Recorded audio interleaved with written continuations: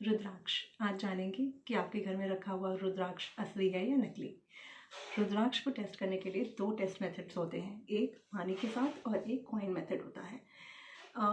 Generally अगर आप देखोगे तो पानी में अगर हम रुद्राक्ष को डालते हैं तो ये बोला जाता है कि अगर वो डूब जाता है पानी में तो वो रियल रुद्राक्ष होता है। और सेकंड मेथड होता है कॉइन मेथड। कॉइन मेथड में दोस्तों ये होता है कि अगर कॉइन ऊपर और नीचे कॉइन अगर आप ले लेते हैं और उसके बीच में रुद्राक्ष रखते हैं तो वो रोटेट होता है, और अगर वो रोटेट हो रहा है तो वो रियल रुद्राक्ष है। तो बेसिकली आज हम दोनों ही टेस्ट करके देखेंगे। मैं काशी विश्वनाथ टेम्पल गई थी अभी, अगर आप मेरी पिछली कुछ वीडियोस में देखेंगे तो मैं बहुत सारे धार्मिक जगहों पे जाती रहती हूँ, तो मुझे ये रुद्राक्ष वहाँ से मिला था। तो देखते हैं कि मेरे पास ये जो रुद्राक्ष है वो एक्चुअल में रियल है या नहीं है। चलिए दोस्तों देखते हैं। सो फ्रेंड्स, आज हम ये टेस्ट करेंगे रुद्राक्ष दो तरीक़ों से, एक वाटर टेस्टिंग मेथड से और एक कॉइन टेस्टिंग मेथड से। तो अब ये बोला जाता है कि अगर आपका रुद्राक्ष पानी में डूब जाता है, ग्लास में डूब जाता है, तो ये ओरिजिनल होता है, बट एक्चुअल में वो होता नहीं है। क्योंकि एक तो वुड का रुद्राक्ष होता है जो ऊपर फ्लोट करता है, लेकिन एक और तरीके का रुद्राक्ष होता है वो भी डूब जाता है, उसमें वेट कंटेन होता है। अब उसमें क्या मिलाते हैं I really don't know, but अगर आप कॉइन टेस्टिंग में जाते हैं तो वो ऑथेंटिक माना जाता है, ऑथेंटिक टेस्ट माना जाता है। क्योंकि उसमें अगर आप दोनों कॉइन्स, चाहे आप 10-10 के कॉइन्स ले लीजिए, 1-1 के कॉइन ले लीजिए, दोनों ही कॉइन्स के बीच में अगर हम ये रुद्राक्ष रखते हैं और वो रोटेट होता है तो इट मीन्स ये ओरिजिनल रुद्राक्ष होगा।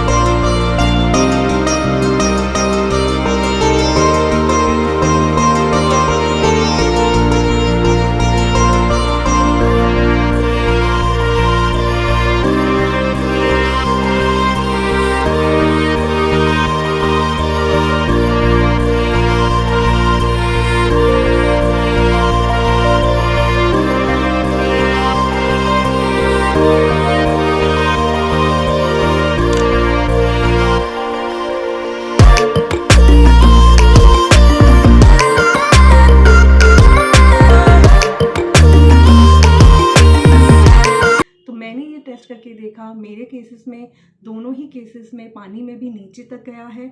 चलो उसको भी हम इग्नोर कर देते हैं। तो सेकंड टेस्ट में जो कॉइन टेस्टिंग मेथड है उसमें भी ये रोटेट हुआ है।